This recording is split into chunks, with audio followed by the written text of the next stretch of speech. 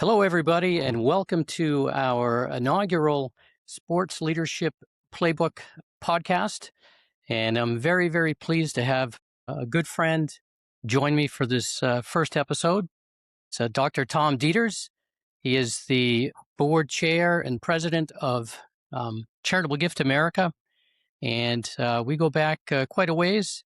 Tell a little bit about our history and our connection and kind of how you've impacted my life and I guess vice versa. Well, it is going back a few years now. It seems like it was yesterday, but working together at Nova Southeastern University and then going through the doctoral program together, we learned a lot from each other, and we've been able to continue our friendship and our professional relationship based on our academic history and both of our experience and love for athletics. So it's really how it started and why it's still going. I agree 100%. Tom and I worked together at Nova Southeastern, and he was the vice president of advancement and worked really closely with the athletic department, and I was the associate athletic director.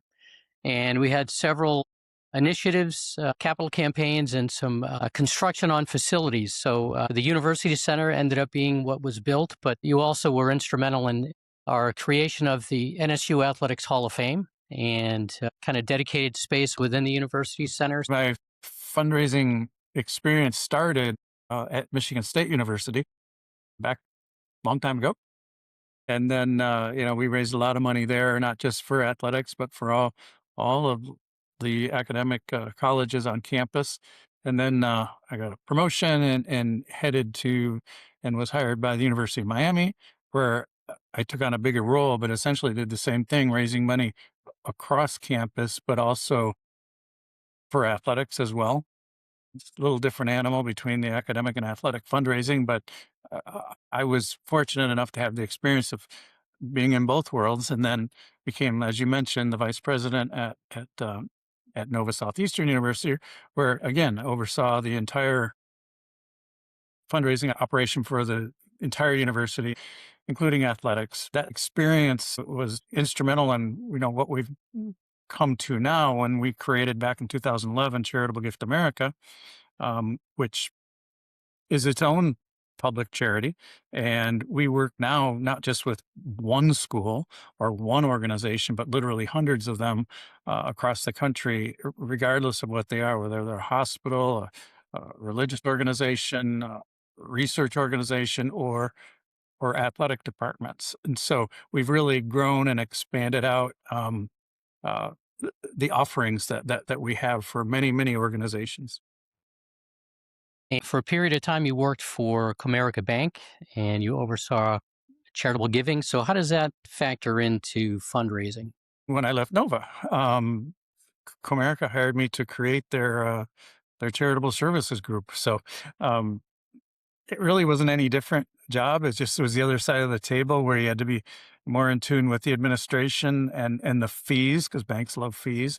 But again, that's really how I got the idea that I can not only do this better at my own organization versus even a single university. So, um, all of those things put together is what has created Charitable Gift America and what I do today. That's fantastic. Isn't it amazing? When you look back, you see certain experiences and how that kind of progresses, and it brings you to the next thing, right? And when you can combine some of those experiences into something kind of novel like what you've done, it's pretty amazing. Tom has now been teaching at Northeastern University for about 16 years, and he teaches the athletic fundraising course, risk management, also the internship and capstone course. But specifically in athletic fundraising, can you talk about how the industry has changed now with NIL, name, image, and likeness, and what's shifted, what's happened, and how you see that kind of evolving over time? Well, just athletic fundraising, I'll stick with that before I get into NIL. But I don't really think, as specific to athletic fundraising, I don't really think it's changed over the 30 plus years I've been involved with it. It's always been very transactional. It's not like when you meet a donor and they want to give to the College of Business or engineering or whatever it might be, athletics is transactional. They want benefits. They might want their name on a stadium or something when you get into those types of things.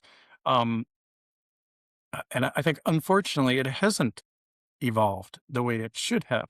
Our background, without getting into too much detail, what we really do is get into philanthropic planning. Okay. So we work with individuals and organizations, but when we're working with an individual, we look at their overall giving strategies. And it might involve writing a check, it might involve giving stock, it might involve giving real estate. It might involve all of that combined into certain gift vehicles, charitable trusts or gift annuities, pooled income funds, whatever it might be. But we make sure the donor is giving in the most efficient way. And when you can get to that point with a donor, all of a sudden the numbers get bigger because they realize they have assets that they can include in their philanthropic plans. Now, I will tell you, very few athletic departments will care about that because there's so much pressure on cash now. We need cash today. And you got the check, you move on to the next donor. That's where I'm saying it's unfortunate that I don't see where athletic fundraising has really evolved much over the last 30 years. But NIL is a different story. I don't know how much you want me to talk about NIL. Well, you've got about 10 minutes, so keep on going. Boy, we got involved with NIL 5 years ago when NIL started. Okay. Charitable Gift America is a public charity, works nationally. When NIL started 5 years ago, it was there were no rules, and people were setting up their own collectives and trying to make them nonprofit, which they don't have a charitable purpose. So I never quite understood that. They kind of all faded away as a nonprofit, but continued as for-profit places, which is fine. But the donors don't get deductions that way. But the whole reason those separate organizations, we'll just lump them all together and call them collectives, existed was because the rules that the NCAA had was schools couldn't pay players, but other organizations could pay them for their name, image, and likeness. So, 5 years ago, I just started a fund for Michigan State where I had played ball, and we did okay. We raised like $30,000, and I thought that was a lot. Okay, um, but immediately the next year, it grew into literally millions of dollars, and at that point, probably we started getting other schools that wanted to work with us. We probably had about 8 or 10. Now we're up over 20 that have funds with us. Donors give us money. We listen to whatever the donor says. We're donor directed entirely. Um, and then we contract out with the student that usually the coach wants us to contract with. But again, over 5 years, NIL has I don't even recognize it today versus 5 years ago, um,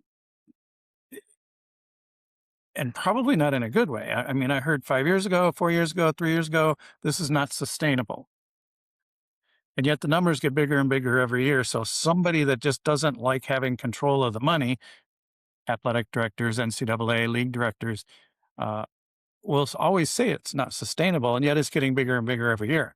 So they put in more and more rules every year to try to create control over it.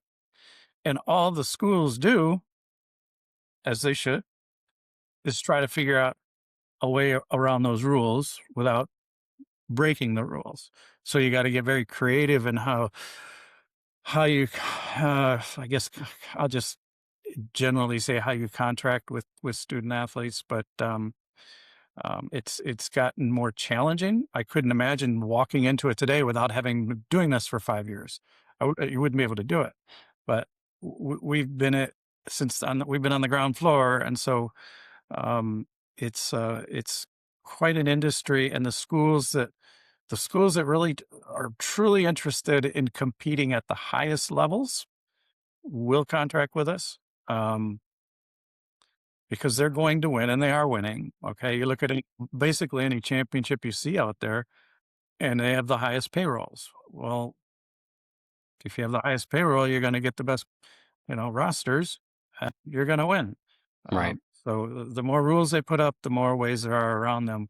And that's just what the industry is. Could you talk a little bit about some of the unique things that you've done with some of these funds where the student athlete is required to do some philanthropic work as well? Sure. Well, as you know, Bob, Charitable Gift America is a philanthropic organization. We're a grant maker. We make grants around the world. And we thought it was important that the students got involved in philanthropy themselves and experienced it and actually um, had to do research and had to actually write checks. So all of our contracts require the student to give 5% of their contract to a charity of their choice. That gets them involved. And we didn't want to make the choice for them because that kind of defeats the purpose.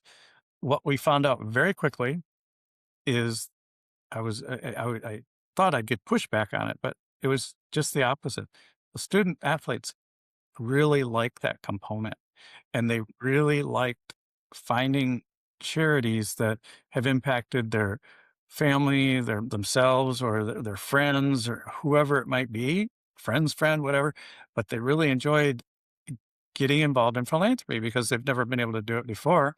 And yeah, was it forced on them? Yes.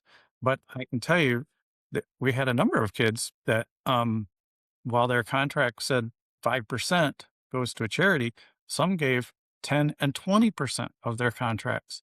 Because so grateful for the contract, number one, and they were able to help out an organization that has impacted their family. So that to me has been the most rewarding part about our NIL program. That's really amazing. It's not just about the money, it's about kind of that full circle opportunity to give back. So You're right. very And impressive. what you read in the paper are the multi-million-dollar contracts. Sure, they are definitely out there, but there's not that many of them. And most NIL contracts, and I mean this across the board, we've written thousands of them. Okay. I can tell you across the board, not just with us, most NIL contracts are in the five to $50,000 range. They're not big, okay, and that Right. makes huge impact for a kid on a baseball team or on a gymnastics team or on a volleyball team that don't get those opportunities. And so I know it's the big numbers that everybody reads, but reality is that the NIL business, and it is a business, has really impacted literally thousands of kids that um, really, really needed a few $1,000s. And it's not just those revenue generating sports. I mean, you hear about the star quarterback or, the point guard that's going to get the millions, but like you said, maybe a softball team or a soccer team or a gymnastics team where everybody on that roster gets an equal amount to make sure that they have the money that they need because they don't have time to go work a job. That's right, because a woman on a softball team is putting in just as many hours on that diamond as the quarterback on the football team. Do you see them as often? No, of course not. But time-wise and effort-wise, and work-wise, they're putting in the same amount of time and energy into their it's probably more into their academics, and their team sport. So, they do not get the publicity, they certainly don't get the money, but the time and effort is equally distributed. Absolutely. Can you explain the mid major institutions, what their approach is to NIL because they don't get the big TV contracts. They don't have maybe the revenue streams that some of those power conference schools have. So what are they looking at? Well, what they've done to attract dollars so we can contract with their student athletes is they'll have some donors that want to support, sure. It's just not as big a number. That's all. The interest is the same. It's those donors are just as interested in a mid major as somebody at Alabama. Okay, for football. Um, we've also done some creative things to help the schools where They might be playing a basketball game, for example, where they're going to play some division. Well, I guess they're all Division One, but Power Four team. Okay, and they get a payout. They get a payout to go play that game, Right. and we've worked with those schools where that payout actually came to us, and then we were able to use it to contract with the kids on that Ah, team. very creative. So the guarantee would go through Charitable Gift America, and then it could be distributed. We've done that a few times. Um, and I'll give the schools all the credit in the world on that, not me. Because what they're doing is sacrificing that money for their own budgets that they used to spend on. But now they Right. know they got to pay these kids something to keep them or get Hmm. them. And so Right. they don't maybe don't have the donors to track the money, but they're using that payoff game or payout game, whatever you want to call it, Hmm. to fund their NIL program. Right. Yeah. Pretty interesting. Again, creativity is what it's all about. And the laws are ever changing. We don't know, what direction that is state by state. There's different rules. Well, yeah, let's not call them laws because they're not laws. They're just They're not rules that they laws. make up and they change them every single day. I mean, so if you think the rules are bad Yeah. today, wait a couple of weeks and they Yeah. will change, Yeah. but they're not Yeah. laws. So nobody's They're breaking not those. laws. No. I guess regulations, or state. Regulations that are completely unenforceable. Yeah. Yeah. Well, anybody that works in compliance or, for the NCAA, they definitely have their work cut out for them. Um, it's interesting times, but I think there will be some changes with transfer portal, whether or not these athletes can jump from school to school, two, three, four times. Um, it'd be interesting to see what happens. Well, just keep in mind the Alston versus NCAA case 12, 15 years ago. That's exactly what it was. And to think that's going to change is being naive because the Hmm. ruling, and it was voted on 9-0 by the Supreme Court, that the student athlete has to be treated the same as the other students on campus who can transfer anytime they want. You can't discriminate against a person because they're playing a sport. So good luck implementing that one. Where it needs to go, there needs to be a collective bargaining agreement. Schools or the leagues and the student athletes. And then you can come to an agreement on some framework. Right. Until that happens, nothing's going to change. Right. And whether or not they can be considered employees, um, and have a union and Sure. Well, negotiate. they don't. It's They can be in a. They could be basically unionized or recognized as a group Mhm. without being an employee. You can do that. Um, Mhm.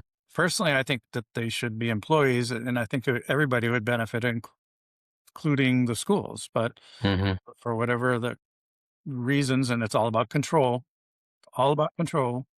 Uh, School administrators don't want that. But if you talk to a coach, they'll agree with me that yeah, they need to be employed. That's Off the record, yes. So we're here at the end of our time, but is there anything you want to say about Charitable Gift America or just in general, in closing? in case we have any aspiring students out there that are looking to get into the sports administration business. I say this all the time to people. Just because you grew up in Boston and you love the Red Sox, you're probably not going to be the Red Sox GM. Just a guess. And there's only what 30 Major League Baseball teams. Hmm. Look at the universities because there's 3,500 schools out there that play sports, Hmm. and they have many different entry points in the athletic department. It could be ticket sales, it could be marketing, it could be fundraising. There's a lot of different ways to get into the athletic business, and many more opportunities at universities than there would be with the NFL, NBA, Hmm. or NHL. Not saying don't look to them and don't aspire Right. to them, but you better have some real solid connections Yeah. to get at that level. Right. And from my experience, having worked in both worlds, college athletics actually pays better than some professional teams because the demand is so high to get those positions with a professional team. So So that's food for thought. All right. Well, Dr. Tom Dieters, I really appreciate you being my first guest It's an on the honor. sports. Yeah. Well, uh, it's the first of many. I'm hoping to do a weekly podcast. So that means I need 51 more guests to get to a full calendar year. So we'll You'll see. have some good ones. I hope so. But thank you for your sharing your knowledge, sharing your expertise, best practices, as we like to say in the academic world. Hmm. But you're a wonderful professor. Appreciate all you've done for our students, and continue teaching them. Fundraising is an area that a lot of people don't look at, but And it's everybody needs a it's fundraiser. eh, and these coaches are expected to fundraise too. So, it's something to not shy away from. All right. Well, thank you for joining us on the Sports Leadership Playbook podcast. Dr. Robert Pryor signing off. Thank you. And we'll see you next week. Thank you.